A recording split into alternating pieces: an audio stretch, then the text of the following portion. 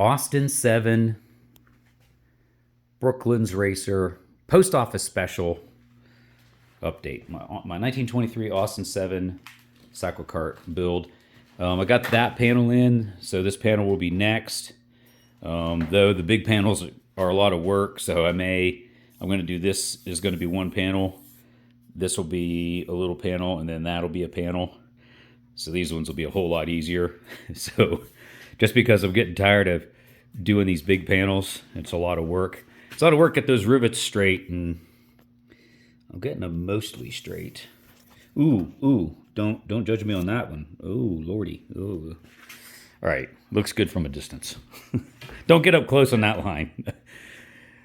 All right, some more panels to go, and then a hood, and then I don't want to jinx myself, but I might be about done with sheet metal because I'm going to use a mesh on the head fairing piece so we have airflow go through it. And then the grill shell is not sheet metal; it is fiberglass.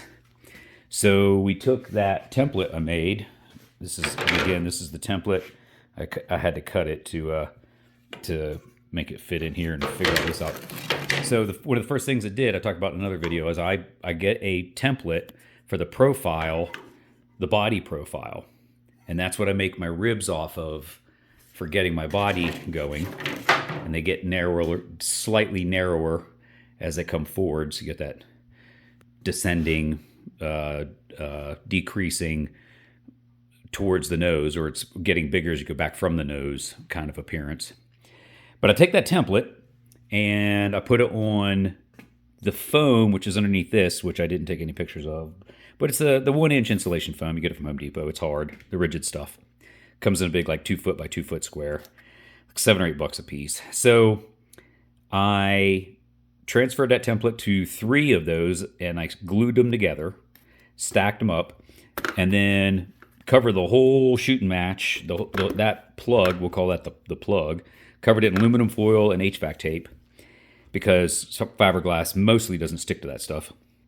And then I HVAC taped the plug to this piece of cardboard, and then I went outside and I started laying up my fiberglass one layer at a time, then another layer, and then another layer, and then another layer.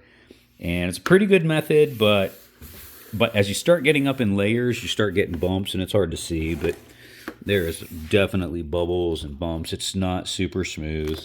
It starts to get some ridges. You can get kind of good, but it ain't perfect. So the next step is I'm going to take it off the plug, or take it off of this, and I'll show you that. And then I'm going to start sanding it flat, sanding it and working it. And whenever I have low spots, I'm gonna fill it with Bondo, with body filler. And then I'll sand that, and then back and forth and back and forth. I did the tail section of I did the nose and the tail, the blitz and bends in this manner. And it's time consuming, but it seems to work, and it's the method I know. If I had my druthers, what I would do is I would make the plug, I'd make the original plug out of some kind of hardwood, and I'd sand it where it'd be nice and really, really hard and super smooth and exactly, perfectly the shape I wanted. Put a mold release agent over it, fiberglass the snot out of that, let it cure, then pop the fiberglass off. Now that fiberglass becomes a mold. Then you can put your mold release agent in the mold, fiberglass in there, and then pop out your fiberglass piece. But that's a lot more time and effort. I'm not that good with wood to make the plug right to begin with. So here we are. I'm just going to do this. So let me see if I can pull this off real quick.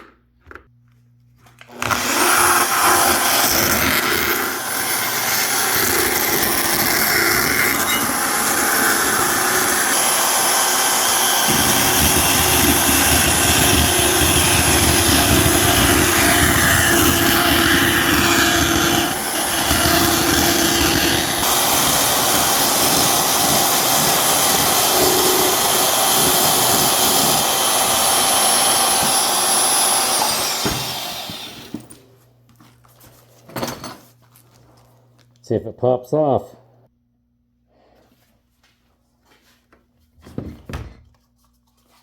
That's my fiberglass. I'm trying not to breathe it.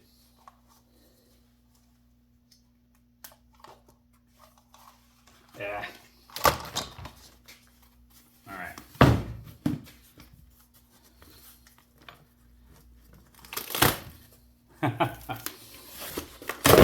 That's what I was talking about. The fiberglass, the mold release. The HVAC. The fiberglass doesn't really stick to that HVAC. So actually, the only thing holding that cardboard on was when I taped the foam to the cardboard. So now let's see if I can. And there's a reference for me as I was making these templates to know which end was the top, which end was the bottom, back and front, and so forth and so on. And I don't know how easy this is going to be to pop out. Now I'm not worried about keeping the foam, really. So the lost foam technique is usually that you dig the foam out. You literally dig the foam out and throw it away and carve it out. But it's a pain in the butt. All right, let me save some video. Let me pause and work on it. Eating away the pink foam. This is that foam board. Lost foam technique is definitely in at play here. I got 3 of the levels out, or 2 of the levels out. So, haha.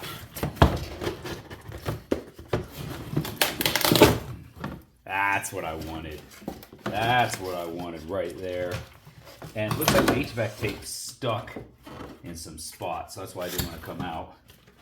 But there you can see, that's what I taped up. That's my tape work. So it was 3 inches thick. And then this is my aluminum foil. You see how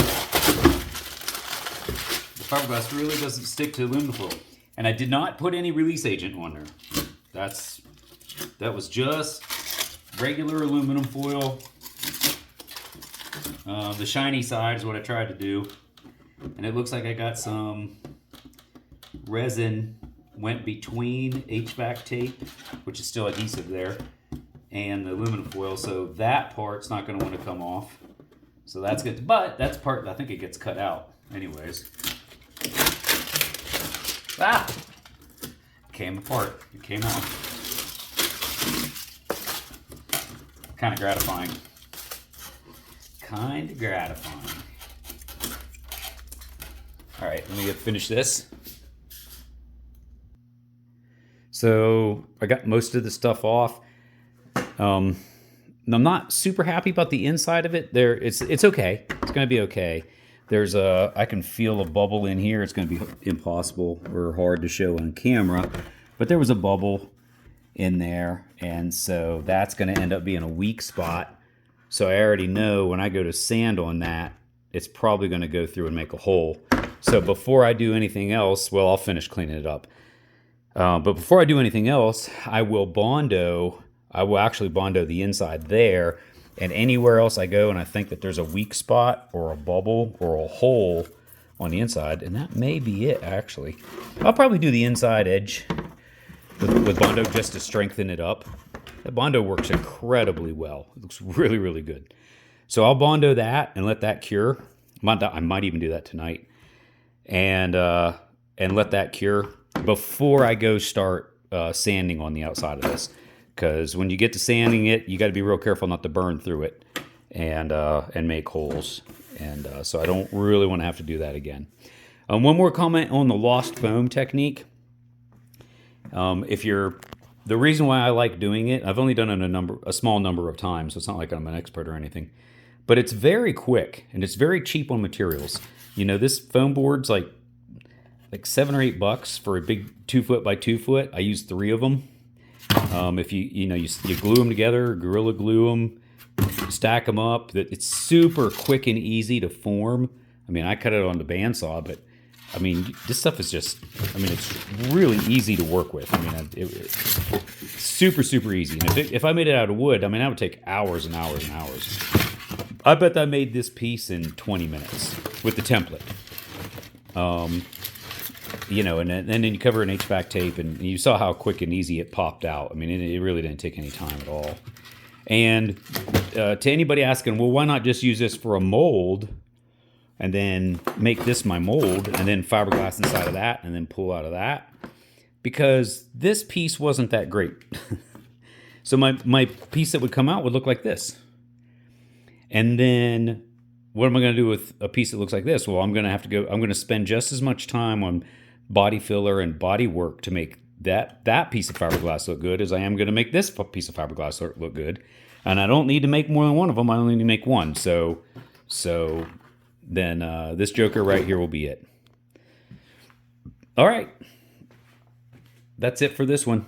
I hope it helps somebody out. Take care.